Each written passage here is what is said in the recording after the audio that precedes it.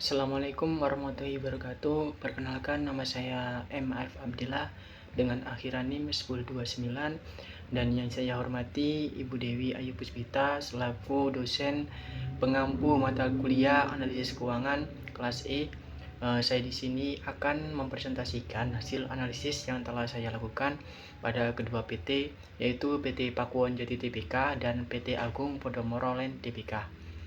Kita akan masuk ke dalam analisis industri pada kedua perusahaan tersebut, yang dimana saya di sini menggunakan model analisis 5 kekuatan Porter. Yang pertama ada persaingan industri. Dari kedua perusahaan tersebut itu memiliki portofolio yang kuat dan beragam, mencakup segmen-segmen properti yang berbeda seperti superblok, perumahan, dan komersial. Persaingan di sektor ini ditandai oleh kehadiran beberapa pemain besar. Kemudian yang keempat ada ancaman dari pendatang baru. Ancaman dari pendatang baru di industri properti relatif rendah untuk PT Pakuwon dan PT Agung Podomoro, yang dimana tingginya modal yang diperlukan, kompleksitas regulasi, dan kebutuhan akan pengalaman serta hubungan yang kuat dengan pemerintah dan mitra bisnis menjadi penghalang bagi perusahaan baru untuk memasuki pasar dengan mudah.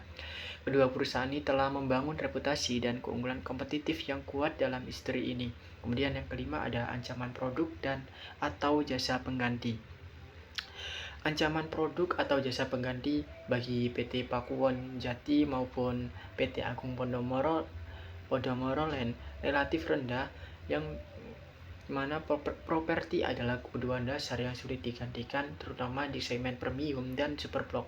Meskipun PT Pakuwon Jati dan PT Agung Podomoro Land beroperasi dalam lingkungan yang kompetitif, namun keduanya memiliki kekuatan dan keunggulan kompetitif yang signifikan dengan memahami dinamika pesaing industri, daya tawar terhadap pemasok dan konsumen, serta mengantisipasi ancaman pendatang baru dan produk pengganti.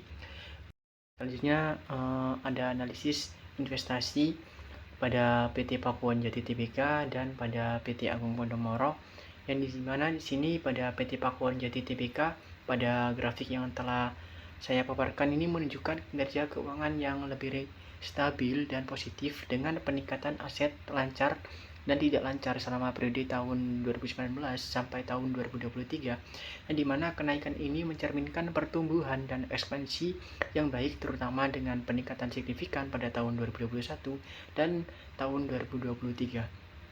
Selanjutnya kita akan masuk pada analisis pendanaan pada PT Pakuwon Jati Tbk dan PT Agung Podomoro Land Tbk. Pertama dari grafik yang telah saya paparkan tersebut, PT Pakuwon Jati Tbk berhasil mengurangi total liabilitas jangka pendeknya secara konsisten, yang mencerminkan peningkatan efisiensi operasional dan manajemen utang yang lebih baik, yang mana penurunan terbesar terjadi pada tahun 2021 dengan penurunan sebesar 30,39%. Namun di sisi lain, total liabilitas jangka panjang perusahaan meningkat terutama pada tahun 2021. Sedangkan pada PT Agung Podomoro Land Tbk, PT Agung Podomoro Land Tbk ini tuh mengalami peningkatan yang fluktuatif pada total liabilitas jangka pendeknya, dengan peningkatan signifikan pada tahun 2023 sebesar 47,94%. Selanjutnya kita akan masuk ke analisis operasi dari grafik yang telah saya paparkan, dari grafik pendapatan usaha, ROA, ROE, itu dapat menunjukkan bahwasanya PT Pakuwon Jati Tbk ini tuh menunjukkan kinerja yang lebih stabil dan pemulihan yang konsisten dibandingkan dengan PT Agung Podomoro Land Tbk. Pada PT Pakuwon Jati ini tuh berhasil mempertahankan pertumbuhan pendapatan dan meningkatkan efisiensi dalam penggunaan aset dan ekuitasnya. Namun sebaliknya, pada PT Agung Podomoro Land itu mengalami fluktuasi yang lebih besar, mencerminkan volatilitas pasar dan tantangan operasional yang lebih signifikan. Selanjutnya ada analisis return modal investasi dan analisis profitabilitas. Pada ROIC, pada PT Pakuwon Jati itu menunjukkan stabil dengan rasio ROIC berkisar antara 5% hingga 14% dari tahun 2019 hingga ke tahun 2023.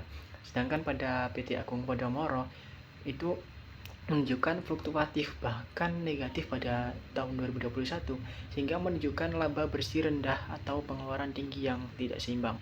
Kemudian pada analisis operating profit margin, PT Pakuwon Jati itu tinggi dan stabil berkisar antara 27% hingga 45%.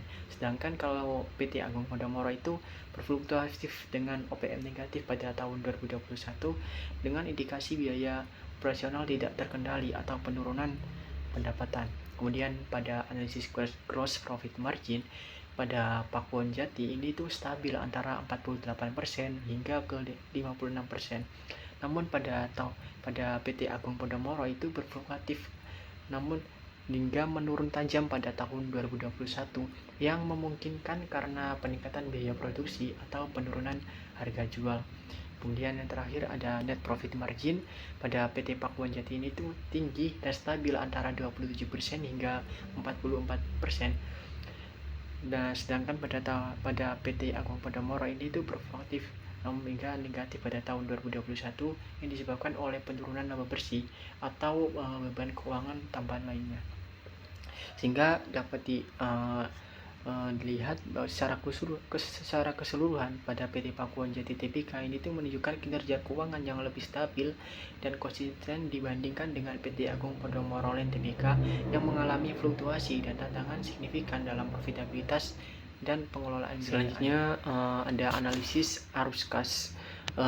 Dapat dilihat pada grafik-grafik tersebut bahwasanya pada PT Pakuwon Jati Tbk pada rasio cepatnya itu meningkat dari 1,28 pada tahun 2019 menjadi 3 pada tahun 2023, di mana hal ini tuh menunjukkan kemampuan yang lebih baik dalam memenuhi kewajiban jangka pendeknya.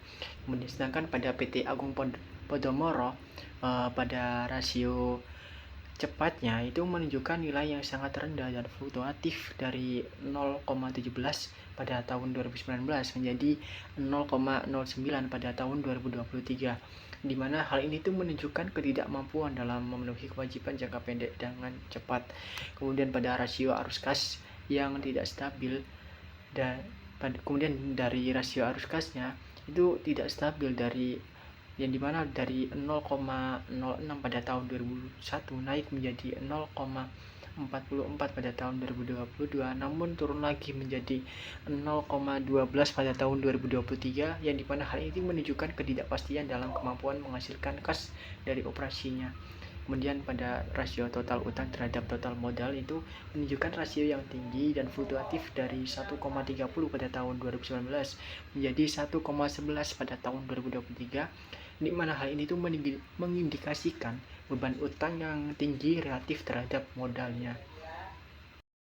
Selanjutnya ada analisis prospektif pada perusahaan PT Pakuwon Jati Tbk ini diproyeksikan melanjutkan tren positif pada tahun 2024 dengan pendapatan yang diharapkan mencapai 6.421 miliar, meningkat dari 6.200 miliar yang pada tahun 2023. Kemudian pada laba bruto juga diproyeksikan naik menjadi 3.522 miliar, yang dimana pada tahun 2023 itu 3.400 miliar.